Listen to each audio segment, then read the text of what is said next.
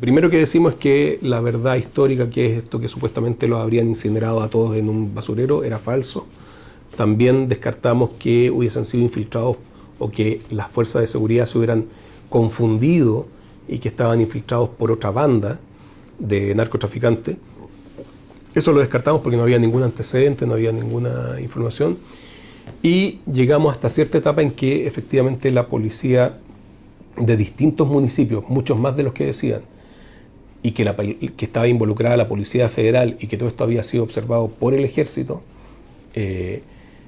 fueron entregados los muchachos a una banda de crimen organizado y después, hasta ahí no más sabemos, o sea, no sabemos qué pasa después.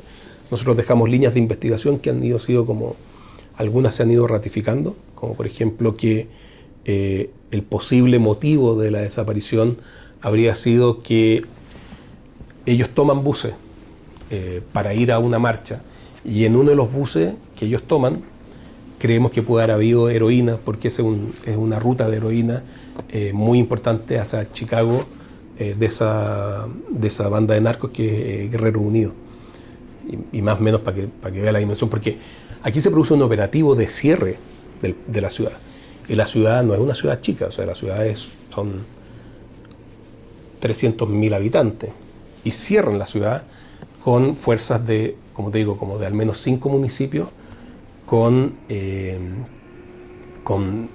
colaboración de la Policía Federal, que es algo que el Estado o que el gobierno de Peña Nieto no quería reconocer, y ahí se produce la desaparición. O sea, no se deja salir ningún bus. De hecho, hay un bus de unos estudiantes que no tenían nada que ver, que venían de un partido de fútbol, que también los balearon y que murió el entrenador, murieron uno de los muchachos.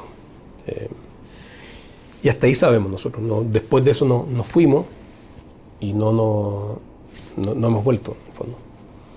O sea, se dice por parte del gobierno de AMLO que quieren que volvamos, pero la Comisión Interamericana todavía no ha extendido ninguna invitación, pese a las insistencias del gobierno. La investigación penal estaba muy mal hecha. Me permitió, junto con el resto del grupo,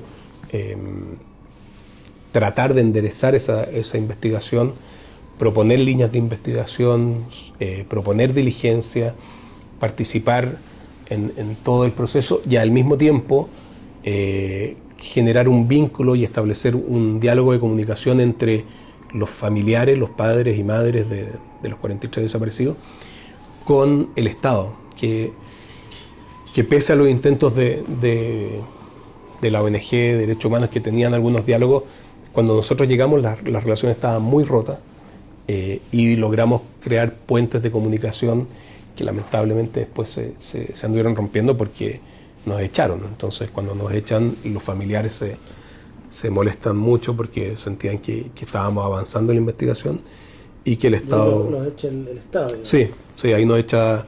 El gobierno de Peña Nieto no nos renueva el mandato y nos dice que muchas gracias, pero que no nos vayamos.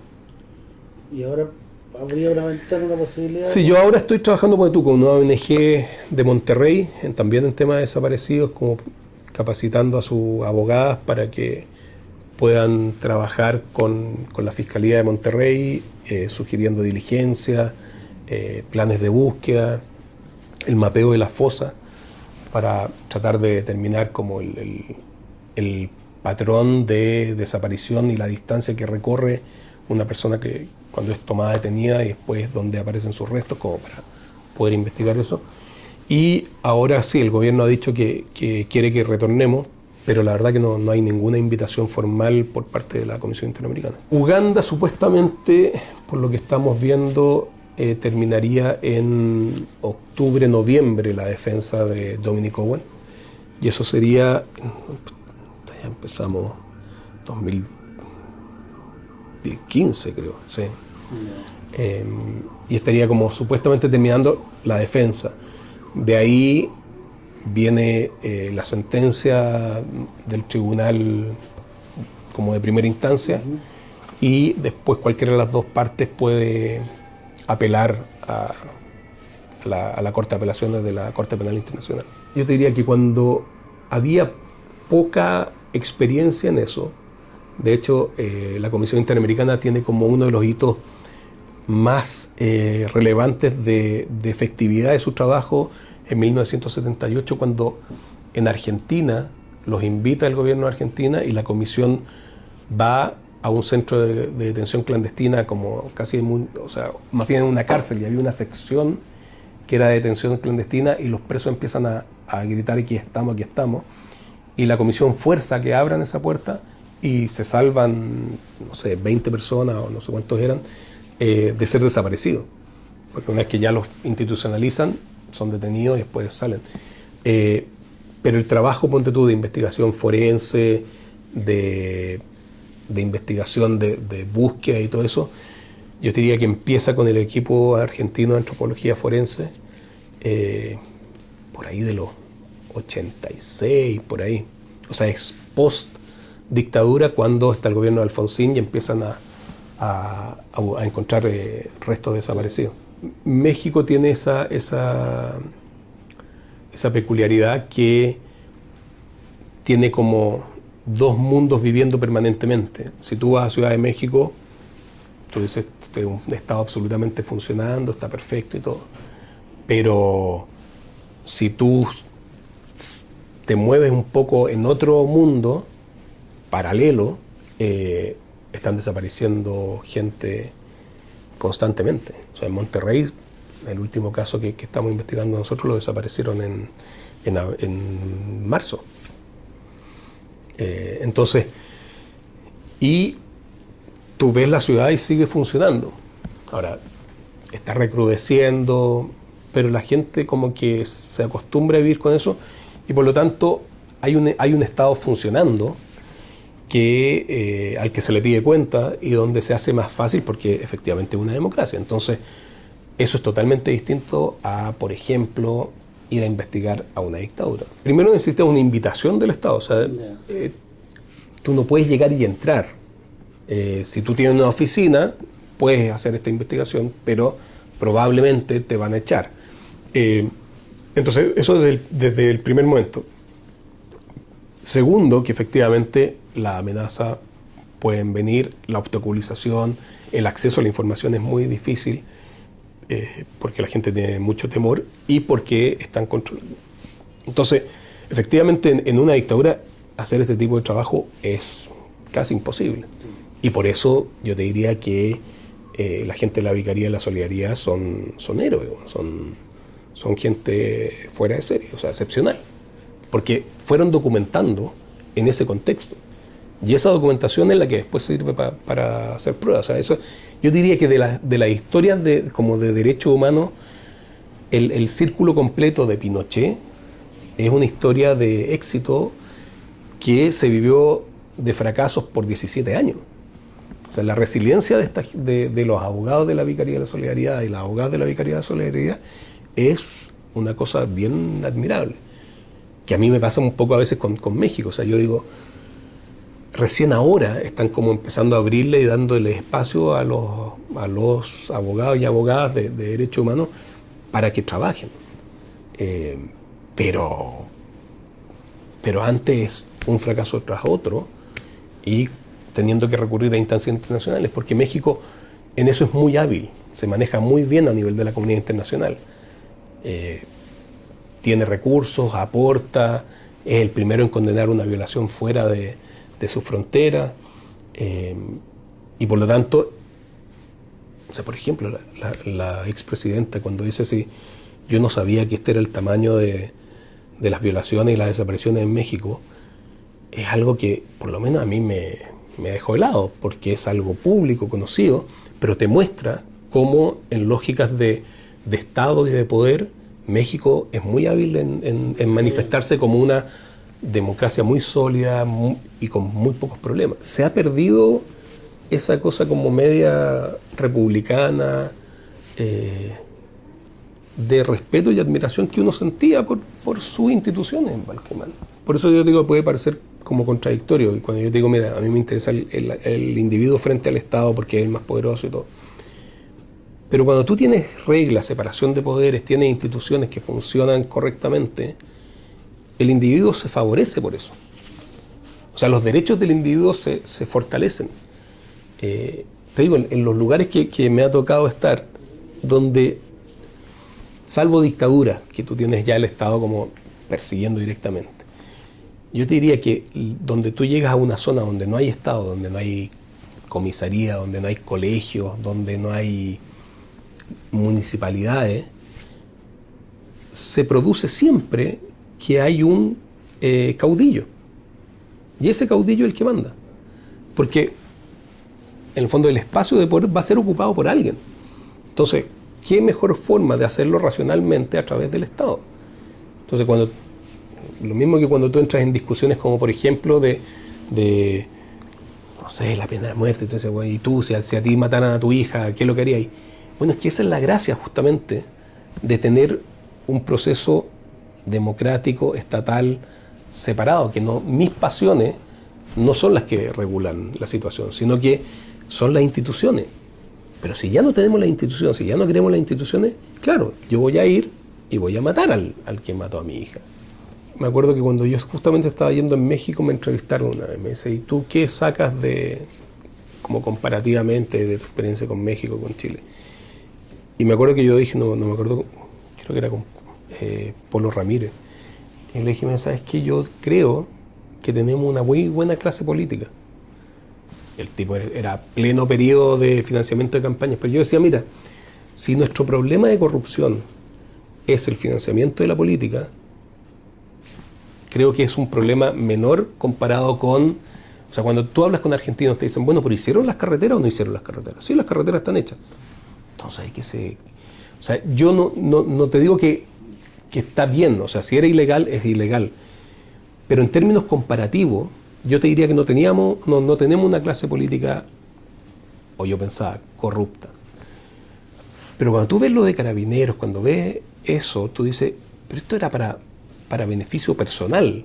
O sea, ni siquiera era porque el otro te dice, bueno, estaban financiando sus campañas políticas, que es una locura porque efectivamente el costo y cada vez más, y si no apareces en la tele y no tienes campaña no sé qué, no sales elegido.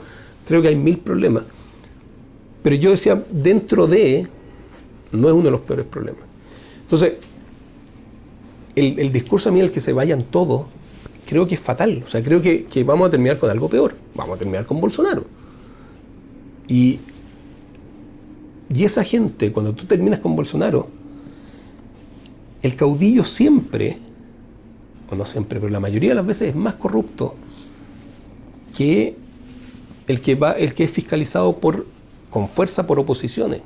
O sea, tú necesitas la oposición, necesitas una oposición fuerte y todo. Entonces, la visión de por qué, y claro, cuando sale lo de los ministros de Rancagua, que efectivamente, que al parecer decidían de una forma u otra, le ratifica el prejuicio que tiene de que entre los poderosos se arreglan. Y eso para mí es como fatal. Por eso es tan relevante, vuelvo a lo inicial, o sea, por eso es tan relevante un Estado de Derecho fuerte, una separación de poderes, la autonomía de la Fiscalía es fundamental, la dirección de la Fiscalía también es fundamental. Entonces, y los jueces tienen que dar muestras de transparencia absoluta. De lo contrario, la gente no confía, cree que efectivamente es un arreglo de poderosos. Por ejemplo, leía en Twitter, porque el Tribunal Constitucional dijo que este tipo, como Schuller creo que se llama, el de la estatua, yo veía Twitter y todos reclamando, diciendo ya otra vez los poderosos se arreglan. Lo que hizo el Tribunal Constitucional lo ha hecho respecto de gente que no tiene plata tampoco, que es el tema de la ley de seguridad de armas, o sea, la ley de control de armas. La ley de control de armas aplicó una especie de ley Emilia para la gente de ley de control de armas. Y el Tribunal Constitucional ha declarado inconstitucional eso respecto de no solo gente poderosa, sino del viejo que tiene su arma para cazar y que lo pillan fuera del domicilio, lo pillan en no sé dónde y no tiene inscrita el arma o cambió el arma y en un control en la calle lo ven con una escopeta, detenido, tendría que en teoría pasar 1 año preso, y el Tribunal Constitucional también ha declarado. Entonces, se monta esta figura de que entre los poderosos se arreglan, se reafirma eso, y yo digo, a veces sí y a veces no, pero no se diferencia. Entonces la información es muy importante, y yo creo que ahí tenemos toda una responsabilidad. O sea, todos los que tenemos acceso a medios, a poder dentro de la media, o a información, es ser capaz de distinguir. Y hay veces que yo he perdido juicio, y cuando pierdo el juicio no arremeto contra los jueces, no digo, esto es porque los jueces son corruptos, o los jueces, sino porque se puede ganar y se puede perder. Hay argumentos a favor y en contra muchas veces de los casos. Entonces, si tú dices, mira, ¿sabes qué? Existe la suspensión condicional, es algo que se discutió y se aplica no solo para los políticos, se aplica en muchos casos, no solo para los políticos, pero solamente se informa cuando se aplica obviamente contra los políticos, porque es noticia. Pero eso hace la percepción, o deja la percepción de que ellos tienen un trato preferencial, cuando muchas veces se aplica para respecto de personas que son desconocidas. Para mí es clarísimo que no había ninguna contradicción, porque a Jovino Novoa se le dio un trato totalmente distinto al que se le dio a otros políticos, y eso era solamente por un sesgo político. O sea, se le revisaron hasta las sociedades personales, cosa que no se hizo con nadie más. Entonces ahí hubo un tema de obstinación política, de sesgo político, que no se aplicó respecto al resto. Y por eso yo nunca tuve un problema de defenderlo, porque veía que efectivamente aquí el Estado esta vez se estaba usando para perseguir a una persona. Y por muy contactado y por muy exministro que hayáis sido, cuando el Estado y la opinión pública la tienen en contra, tú eres la parte más débil, aunque no les guste a la gente. O sea, lo cierto es que si a ti se te alinean los astros en contra, no vas a ser la parte fuerte ni influyente. Pero más allá de eso, ¿tú tienes algún límite o algún área vetada? Yo no tomo... el ejercicio? Sí, acá en la oficina no tomamos casos de... Y eso es por solicitud mía, no tomamos defensa de violación de derechos humanos durante la dictadura. Pero eso básicamente porque yo no les daría una buena defensa. Creo que tienen todo el derecho a ser defendidos y tienen que tener la mejor defensa, pero yo estaría queriendo que los condenen. Y porque creo que efectivamente entrar a averiguar si es inocente o es culpable, y de ahí después, ¿cómo se llama? O sea, yo no podría dejar a la mitad un camino si es que digo, uy, la persona es culpable. Con otros delitos no me importa, pero aquí yo creo que no tengo la distancia suficiente como para poder tomarlo. ¿Y lo último? A mí me parece que la parte como más interesante de nuestro trabajo, del mío y de los que nos dedicamos a este tipo de cosas, es ver al ser humano en su completitud, o sea, entero. Porque uno siempre ve, por ejemplo, en el caso que estoy ahora en Uganda, este tipo, Dominic Owen, quien yo represento a las víctimas, pero Dominic Owen es un tipo que era un comandante, que masacró pueblos, que violó mujeres, que tenía mujeres forzadas a ser su esposa, pero él también fue víctima en un momento. A él lo secuestraron de niño y él subió en los rangos militares hasta llegar muy alto. Entonces, siempre lo que yo encuentro interesante es que cuando tú ves este tipo de cosas, siempre ves todos los matices. Es como, no sé, pues como lo que define una buena novela o una buena película no es la cosa maniquea de aquí está el bueno, acá está el malo. Generalmente uno considera mala esa película o esa novela porque le gusta ver todas las complejidades y los dobleces de las personas. Y yo creo que este trabajo te permite ver eso. Y como te digo, y a mí lo que me ha hecho cada vez más este trabajo es hacerme un convencido de la importancia de las instituciones y del Estado y de la República y la separación de poderes y el Estado de Derecho, porque necesitamos normas para que nos enrielen y ponernos límites.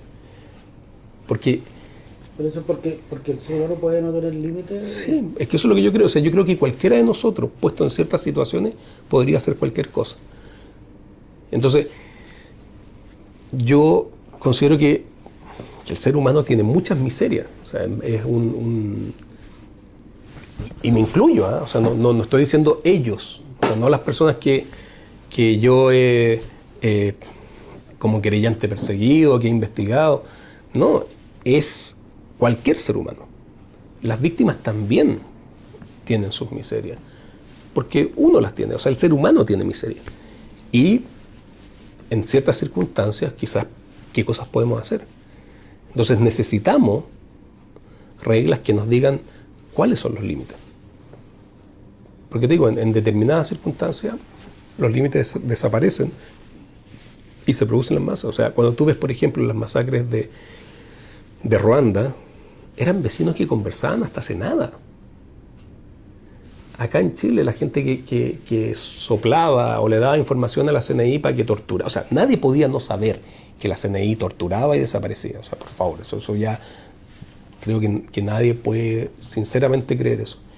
Y si tú denunciabas a alguien de que era comunista, que era del mismo, no sé qué, sabías lo que le iba a pasar. Y gente lo hacía. Entonces, y respecto de vecinos. Entonces, por eso digo, yo creo que uno de los intereses profundos es eso, o sea, como ver la psiquis del ser humano y cómo se comporta y entonces, claro, ahí yo me involucro porque es difícil, o sea, no sé, yo siempre digo como que la parte esa, porque supuestamente el abogado como que no tiene que involucrarse, tiene que mantener una distancia para mantener. Yo los argumentos los puedo seguir haciendo y sigo analizando y puedo seguir viendo las debilidades y las fortalezas de un determinado caso o de una persona, pero no involucrarme, no le encuentro mucho sentido. Entonces, ¿por qué haría la vega?